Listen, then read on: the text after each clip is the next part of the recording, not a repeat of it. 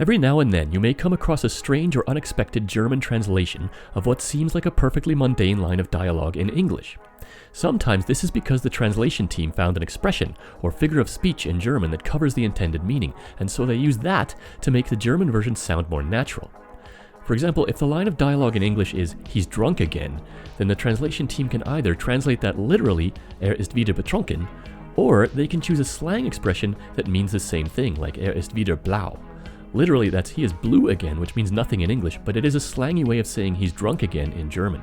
This can be a good way to learn such expressions in German, which is handy because using slang expressions here and there is a good way to make your own German sound more natural. But there are other reasons why a particular line in English might have a surprising or unexpected translation into German. Sometimes there are options for phrasing something in German that don't exist in English, and vice versa. This can cause the translation team to have to reword things a bit while performing the translation. Let's take a look at a couple of rapid-fire examples from Star Trek: The Next Generation, Season 1, Episode 10. The mysterious entity known as Q visits the Enterprise and challenges Captain Picard to a wager. Q believes that he can tempt Commander Riker by offering him the powers of a god, while Picard believes that Riker will be disciplined enough to resist this temptation. Let's hear Q's response. Riker wird ein Angebot erhalten, das unmöglich ablehnen kann. The line in English is, Riker will be offered something impossible to refuse, but the German translation has a bit of an odd phrasing compared to what an English-speaking person might expect. The word unmöglich, or impossible, here is being used as an adverb. Now, we can use this word as an adverb in English, but interestingly, not in this context. You can say, this problem is impossibly difficult. You can say, that girl is impossibly good looking. But you can't say the direct equivalent of what Q is saying here, which is, Riker will receive an offer that he can impossibly refuse. That simply doesn't work in English. It should maybe, but it doesn't. If you want to use an adverb here with a negation, the negation has to go with the modal verb and not as a prefix on the adverb. You could say that he can't possibly refuse, but not that he can impossibly refuse. Those should maybe have the same meaning in English, but the second one isn't an option. Only the first one works here. The German translation could have been phrased to be closer to the English. For example, Riker wird etwas erhalten, das unmöglich abzulehnen wäre. Here we're using unmöglich as an adjective in German to match its usage in the original English.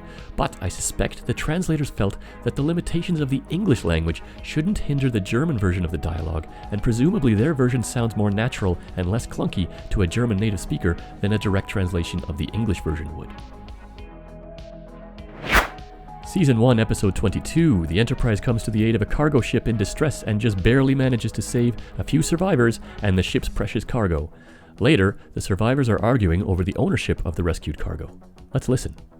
Die von ihnen gerettete Ladung stellt eine ungeheure Investition dar. This one is odd for a couple of reasons. The line in English is, that shipment represents an enormous investment. So first we notice that in English, that shipment isn't qualified.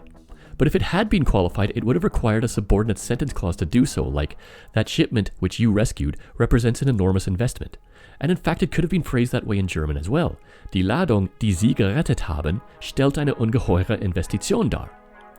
But the translation team found a way to qualify that shipment in a single sentence clause by using von ihnen gerettete, almost like a compound adjectival phrase. To express it this way in English, you might hyphenate it. The from you rescued shipment represents an enormous investment, except that sounds very clunky in English compared to a subordinate sentence clause like which you rescued. The meaning of the sentence as written by the translation team is clear, but if you had given me 100 years, I never would have thought to formulate it quite that way in German. I wasn't even aware that such a phrasing was an option, and it's little moments like this that really give you great opportunities to learn new ways of expressing yourself in German. And all from that one little innocuous line in English. Now there's one more case where what should be a simple line of dialogue can have a surprising or unexpected translation, and that's when the translation team, for whatever reason, just decides to go off script entirely. Let's take a look at one of my all-time favorite Worf lines from Season 5, Episode 20. There's a little comedy moment at the very end of this episode where Counselor Troi and her mother convince Worf to join them in a mud bath in the hopes of loosening him up a little bit. There's a great comedy shot where the camera goes from Loxana Troi happily enjoying the bath to Counselor Troi also enjoying the bath, and then for the punchline shot, the camera cuts to Worf and his classic line, "You're just supposed to sit here?" Perfect line, perfect delivery, perfect camera work there, I love it. But in the German version, same scene, same setup, but when we get to Worf... Ich würde lieber kämpfen, als hier zu sitzen. I'd rather be fighting than sitting here, but wait, what? That's not the line. Why wouldn't you just translate the line? It's a perfectly good comedy line. I don't know why they did it that way, I really don't. Maybe Klingon humor doesn't translate well into German? Anyway, that's all for today. We will see you next time on Learn German from TV.